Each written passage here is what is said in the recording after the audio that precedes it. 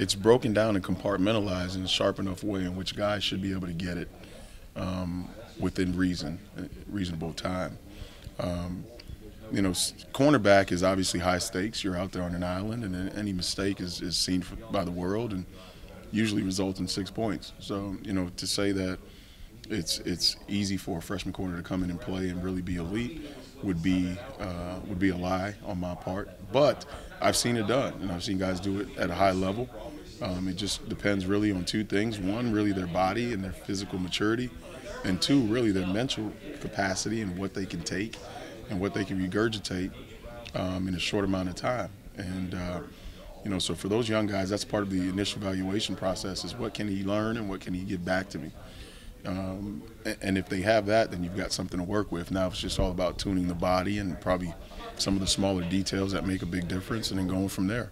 I know it's a question for further down the line, but still, you're upperclassmen heavy at corner. Right. Would you like to play a couple of the young guys just to get them a feel of the game, even if you don't have to have them? Right. Well, I mean, it just depends. I'd like to play the guys that are best suited to help us win the football game. If it's the upperclassmen, then I would hope that the freshmen don't show their faces. If it's the freshmen, then I hope the upperclassmen hurry up and get the heck out of here. At the end of the day, we're going to play the best ones. And if it means it's a freshman, then it's going to be a freshman out there playing, and that's this game. That's life. That's really just about anything, right? You got to compete. You want a wife, you got to compete. You want a job, you got to compete, right? You want a football job, you got to compete. And so, that being said, these guys are going to compete their butts off until it's time to play some ball. I feel like your room's going to be, I guess, among the most impacted in August when you get some of these new bodies in here. It will be impacted. I don't know that it'd be the most impacted, but definitely impacted. I think anytime you add new names, new bodies, new life to a room, it changes kind of the dynamic of things. Guys start looking over their shoulder. There's new competition. There's maybe some guys that are getting pushed that weren't before. So it definitely will change the room dynamic. In terms of exactly how that's going to change, we obviously know I don't know yet.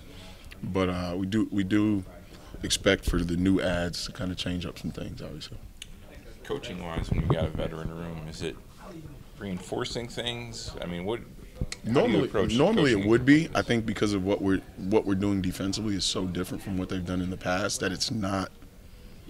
They're all the same. They're all freshmen at this point in time. It's not like our seniors have 4 years of carryover behind them. There really isn't that luxury right now. So, it's really just teaching all of them kind of the same. They're all kind of taking it within the same bite. Now, a senior may have more game time experience, so they understand physically what they can do as opposed to what they can't do. And so that's probably where the difference is between a freshman and a senior.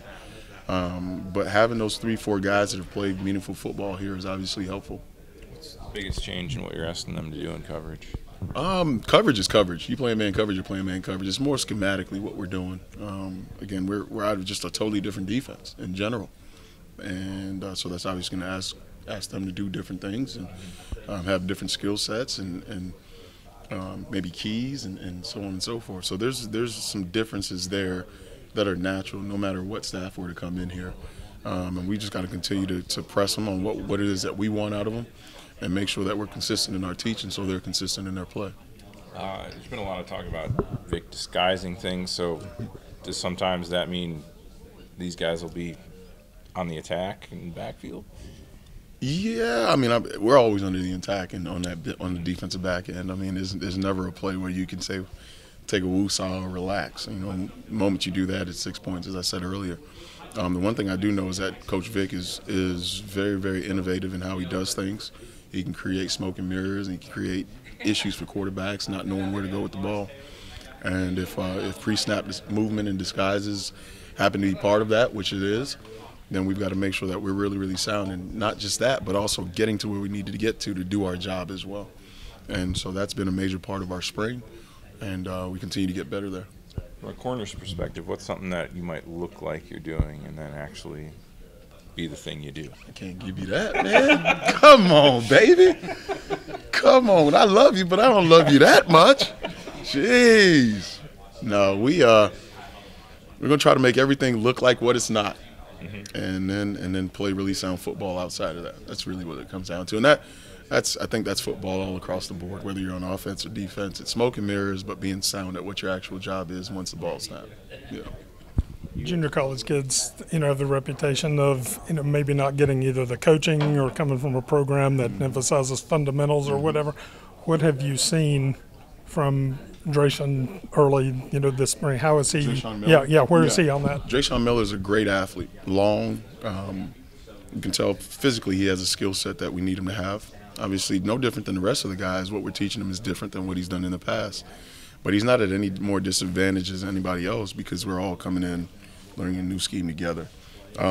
Dre has come along very, very well throughout the spring. We would hope that he would continue to progress in the way that he has over the first few practices. I could care less what they are. Junior college, high. Once they get here, they're mine, and we're going to develop and produce what we would like to be on our football field, which is elite players that play sound football. And so he's worked his butt off to do that, and I think he will continue to do so as we move along.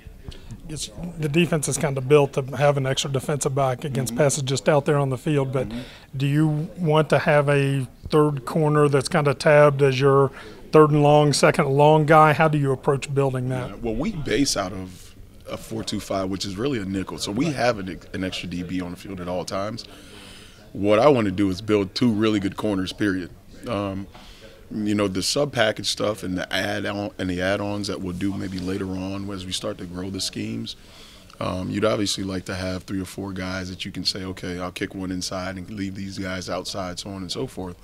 But for right now, for us, it's all base defense and just trying to make sure that we're sound in what we're doing there. Now, with that being said, again, base defense for us is a nickel package for someone else. So we create problems for other people with that, I would think.